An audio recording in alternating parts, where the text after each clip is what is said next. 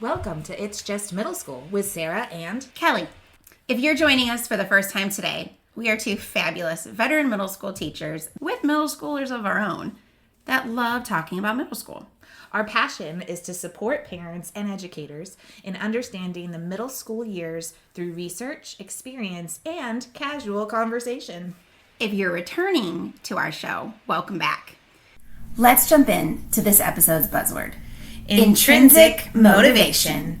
What is intrinsic motivation in comparison to, let's say, extrinsic motivation? Why is there more value in intrinsic motivation? And how do we foster the intrinsic when there is so much extrinsic?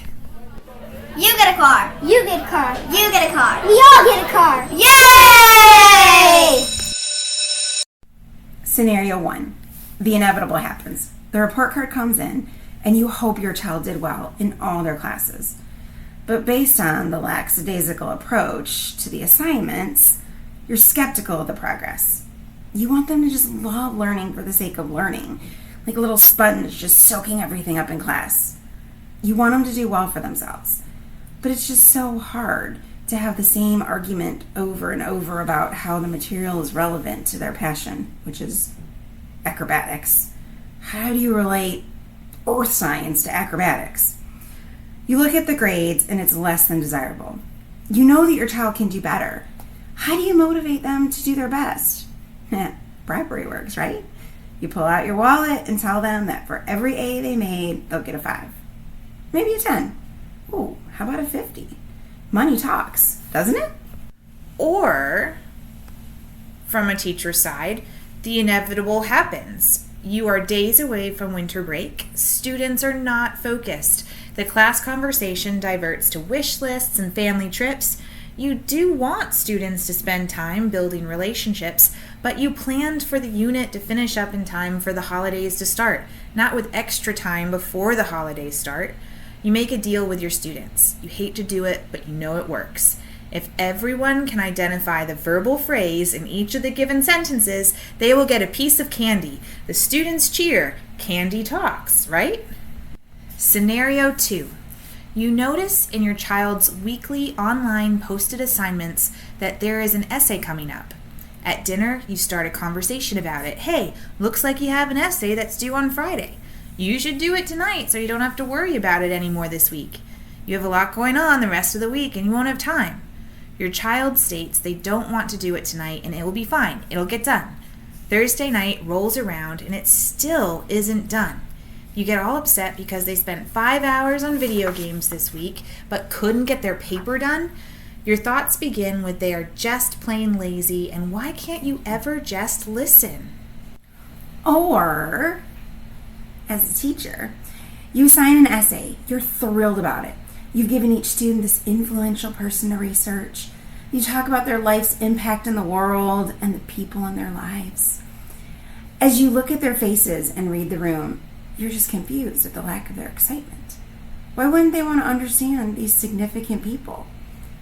You hope it's just a reaction in class, and that as they begin the project, they're going to embrace the assignment and everything's just going to come alive as they start learning about these people. The Friday it's due, though, 30% of the students don't turn in a project.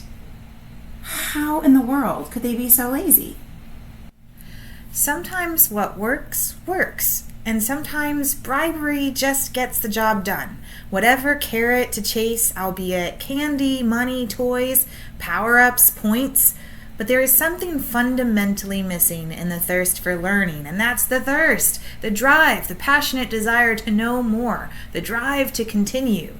And when we don't see that drive in others, sometimes there's a perception of laziness, or they're just unmotivated. But is it really laziness, or just is that our perception?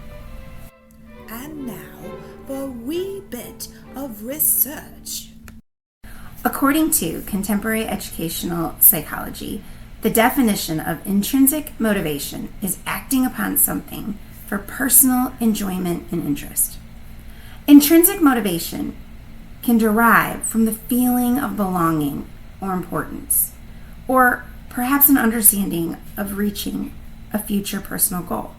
Extrinsic motivation, however, refers to an action done propelled by attaining a separate or independent outcome, often tangible in reward for its completion, like a piece of candy. There is a ton of research on motivation. A ton! It is what the middle school world is all about, motivating students. But lately, in the 2010s to 2020s, much discussion on motivation centers on extrinsic motivation. What do I get? What do you get? Either with devices, that gamification piece, such as leveling up or point system, and of course, the traditional grades. In the middle school world, it's almost as if there is a balancing act between extrinsic that leads to intrinsic. 6 intrinsic motivators, according to Mike Anderson in an ASCD article, are autonomy, belonging, competence, purpose, fun, and curiosity. And we have to be honest, when we researched intrinsic motivation factors, we found a ton of research that essentially categorized motivators very similar to this.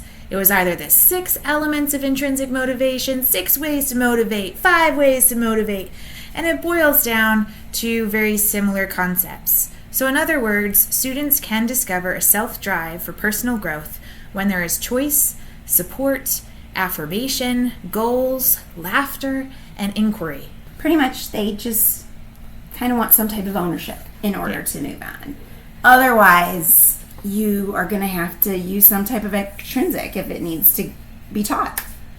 Right. You always need the extrinsic first anyway, right? Because that's kind of the carrot on the stick. The dog gets the dog treat, the training, right? Like it's kind of human nature to want that reward. But what's human necessity to propel us forward in growth is that internal motivation, that intrinsic need to keep going.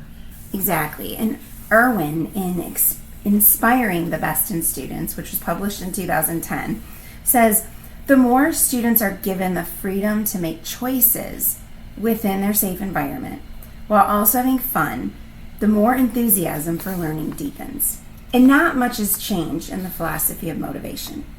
In 2023, a book came out titled The Will to Learn, which essentially said, do things with care and care about things. I love that. I think this idea of motivation, just doing things with care, putting 100% in, and caring about the people and things around you. I think that is essential in intrinsic motivation. And it's also so simple yes. to get across to a middle schooler. Yes. Like, just do it with a little bit of care. Like, put a little effort into it. Yep. And care about the fact that you're turning it in. Mm-hmm. That's it. That's all it is. In your experience, Sarah, do you think that extrinsic or intrinsic occurs more in middle school? I would love to say intrinsic, right? Because that's essentially what we try to aim for. So you want to see more of it. But I think the truth is we do a lot more extrinsic merit with the hope that intrinsic comes about. And so when it does happen, it's magic. And so you want to hold on to it as much as possible. But I do think learning itself has an ebb and flow to it. And so once you get that intrinsic motivation going, it will ebb a bit, and you need to push it back closer to that place again. And I think it also wanes with each project, each discipline, each activity. And each student. I mean, you can have a student that rolls with one project because they think it's awesome, and another that's like, this is the most boring thing in the entire world. Especially when you have classes of 32 kids. Yeah. Like, you can't necessarily create a project for everyone unless you are comfortable giving so much choice in that project. Yes, I think choice has to be there. What's funny is at the end of, I keep thinking about getting surveys for kids and getting their feedback on certain things, and you reminded me about how you never get the same answer as a teacher. So if you ask them what was their favorite project, what did they like doing, one of them is going to say that this art project was wonderful, it was fantastic, I loved it. And another student in the same class is going to say they hated it, they couldn't stand it. Yep. Right? So you it's have... so hard to tweak. So hard to plan sometimes. You said individuals, and I love choice. I really do. And I try to do, I don't know if you do this, Kelly, as well. When you give choice, there's only so much choice a teacher can handle. One, because we're not going to be able to research and help you with this with 80 different projects in one class. Right. So it sort of has to be a reasonable choice, a reasonable menu of choice, right? And so I used to do choosing out of 3, and then I moved it to 4 because 3 is... As you got more comfortable with as I got something more else, comfortable possibly. choice. But then 5 became too much. 5 was like, no, I can't do 5 choices. 4 is about right. And then there's a philosopher in learning, Steinberg, who talked about the 3 ways of thinking. So where it was practical, analytical, and creative. And so I always try to make sure those are in the choices. Mm-hmm. It's a great idea. Yeah. How about yourself? Do you think there's more intrinsic or extrinsic in middle school? I definitely think there's more extrinsic. Yeah. In middle school. And I think that there could be more intrinsic if we let it. Yeah. But I think sometimes as teachers, we are so worried that they're not going to do it, and what are we going to do if they don't do it, that we dangle that carrot right up front. Mm-hmm. Or we already are trying to think about how are we going to get them to do this, and then if you don't do it, you're not going to get a good grade comes in, and right. if you don't do this, I'm going to have to call your parents comes in, and all of these things that we just typically say, or I'm going to create this huge reward system in my class, and if you do this, I'll give you 5 points, and then you can go buy this from the store in my classroom. And I do see that in scenarios too. And I, like you said, I think that can lead to intrinsic. But sometimes when we put so much extrinsic value in getting things done, it's hard for them to transition to the intrinsic. We're always encouraged to look at technology and use technology for fun and engagement. But I think there's a very different boundary between what motivates and what's engaging. And we have this, all these technology platforms for kids, for students, that are centered on, or supposedly centered on learning through gamification, right? Whether it's Kahoot or Quizlet or Gimkit, right? Mm-hmm. They all end up. When I watch a student work on this, they do want to play Kahoot. They do want to play Gimkit for the social piece of Kahoot and for the gaming piece, the sort of video gaming Mario Kart like element to that. But if you ask them what they learned in playing, I don't know if they would come out with that material. I mean, I know some of them say, well, I just learned what I can do to click, click, click, click, click, click. Right. Right? I just want the coins. I want to do the quickest way to click, click, click. They learn how to beat the system. Yeah. They'll not necessarily how to learn what we're hoping that they get from the educational piece. And that's not all kids. No. It's not. But I do think there's a disconnect, because if you are learning about, let's say, earthquakes in science and what is the term? Or the shifts, temporal shifts, plate tectonics. If you're learning about plate tectonics, I don't think, and you put all these trivia questions in a Gimkit, I just don't see how your game avatar that jumps from a wall to a wall or cloud to a cloud has anything to do visually with anything you're learning. So it's just getting to that next question. It's memorization. And memorization. But there's visually you're seeing the game platform, right? There's nothing stimulating or connecting to that material in these platforms of Kahoot or Gimkit. It is strictly text-based, and then you have something totally separate to engage. Do they study? Yes, but I think some of them spend more time focused on the game than they do with the content. I think that's my point. That's the point I'm making. I see that. And then there's one of the 6 factors of intrinsic motivation that Anderson brings up, and a whole bunch of others, not just Anderson. I am talking, there's a lot of information on motivation out there. He talks about one of them being fun, and I have a love and hate relationship with this word of fun, I have to tell you, because again, it's that engagement piece versus that feeling of content and satisfaction in knowing something. Like when you do a puzzle, right, at the end of it, and you figure it out, there's this, oh yes, I did it, I got it, right, or there's the satisfaction of completion, yes, which is a fun feeling.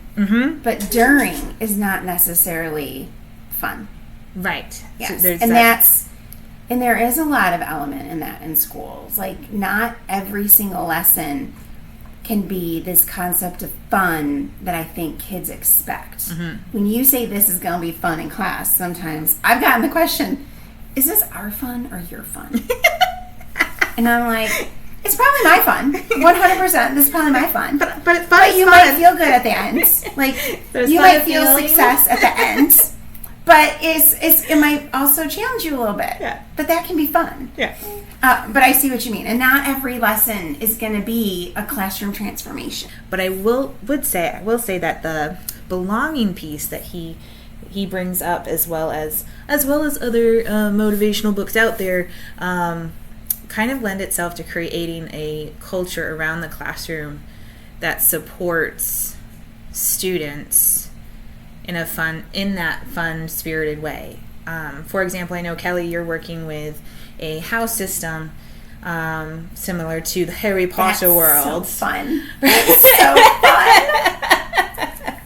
We had our sorting day last week. It was like magic. But again, that energy isn't there every day. Right, but that energy isn't there every day. And it can be that carrot on a stick that's motivational in the sense of belonging.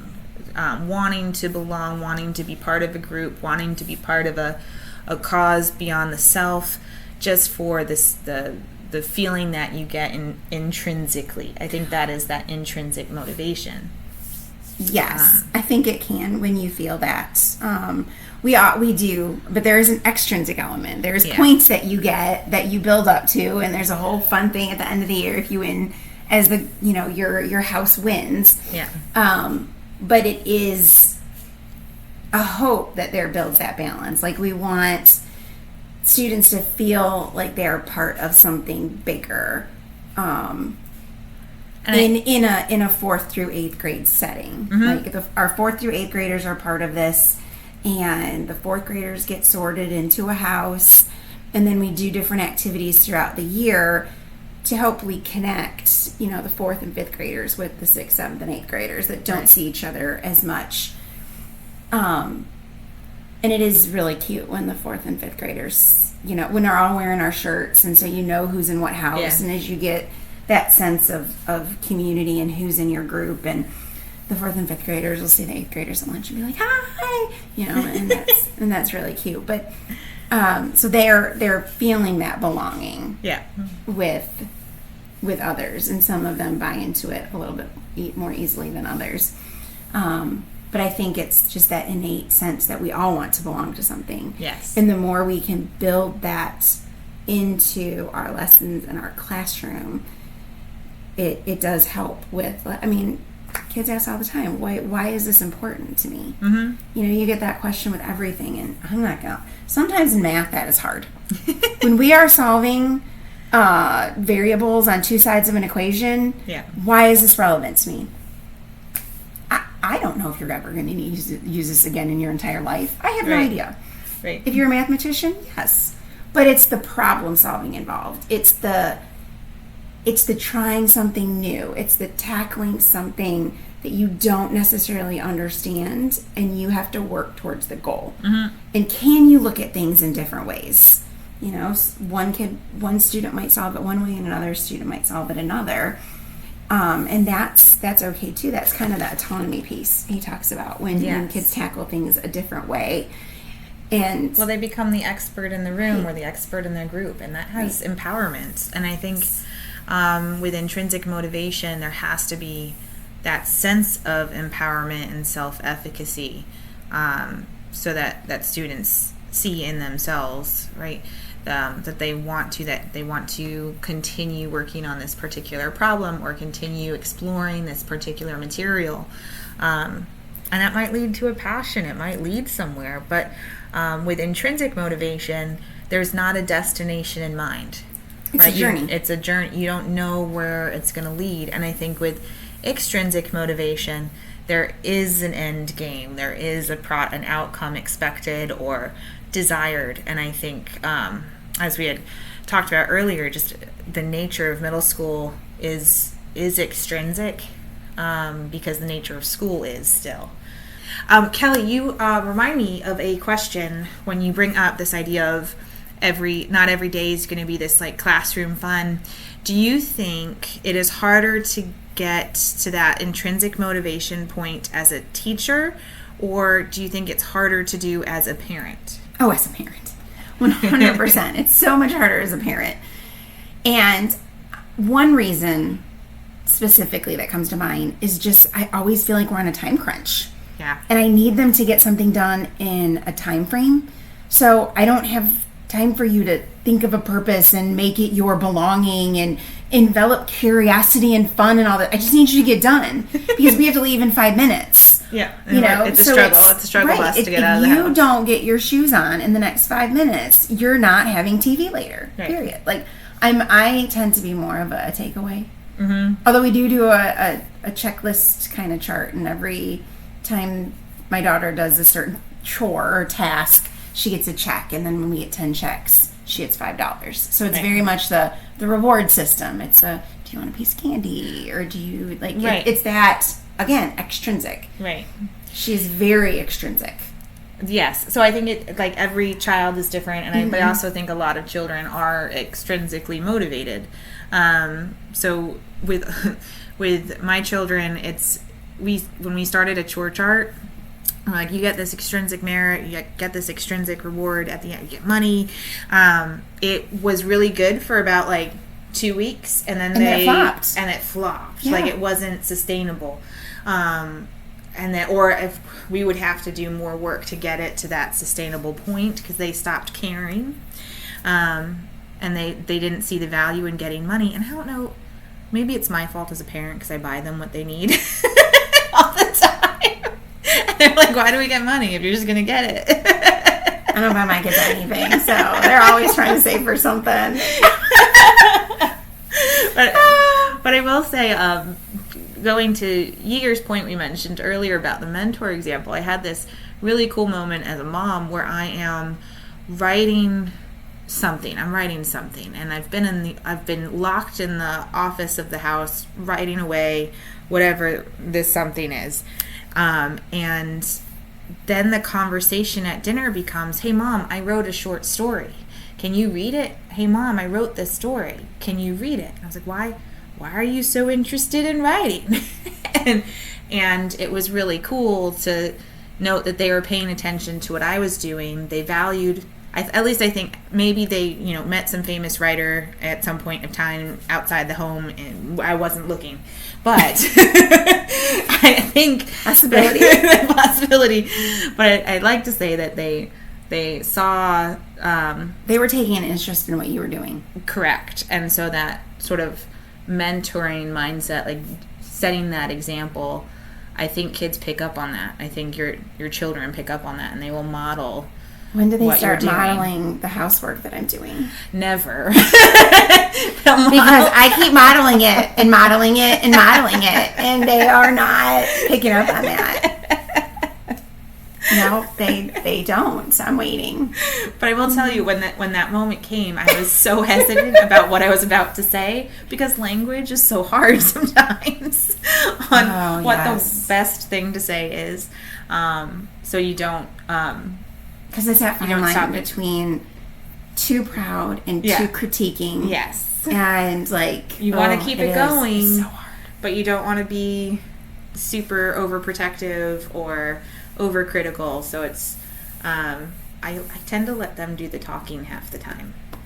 Oh, that's a good. Because I don't know. With questioning. I inquire. Lots of questioning, lots of inquiry. What did you do here? What do you think about this? Yeah, and I think that can build... We talked about questioning in an earlier episode. But here's the thing. Yeah. That relates a lot more to schoolwork. Yes. And your ability to do that in the classroom with the piece of writing versus... If you gave me math, I'm not just saying the same. But versus like a domestic thing in the house. Yes. Versus a school thing as a parent. Yeah. I think that's I think there's that difference there true. too. That is true. But I do think it's super hard to get that intrinsic motivation going. Like even in practicing piano, right? There's that you have to make them practice. Yes. Before they find that joy in it. Like it takes forever. Both of our daughters do piano. Take piano lessons, by the way, so it's kind of been fun. But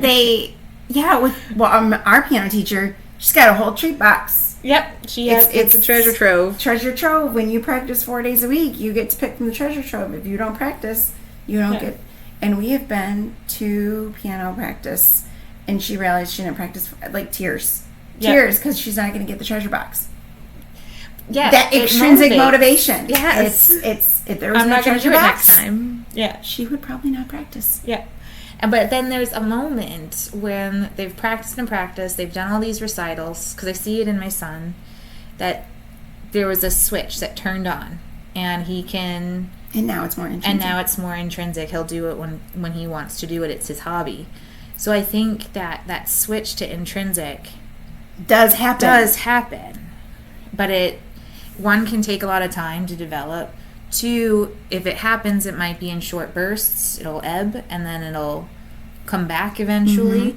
Mm-hmm. So it's not something that I think can be sustained. I think it has to be balanced with extrinsic. I think the problem we see today is that there's way more extrinsic celebration than there is with intrinsic celebration. I don't know if that's true. What do you think? Do you think I would think so, but I think it's easier to see the extrinsic to reward the extrinsic. Like it's easier to give an extrinsic reward. Yeah. Because because there's a final destination. Transaction. Yeah. In intrinsic, it's it's such a process that it's hard to reward all those moments of growth.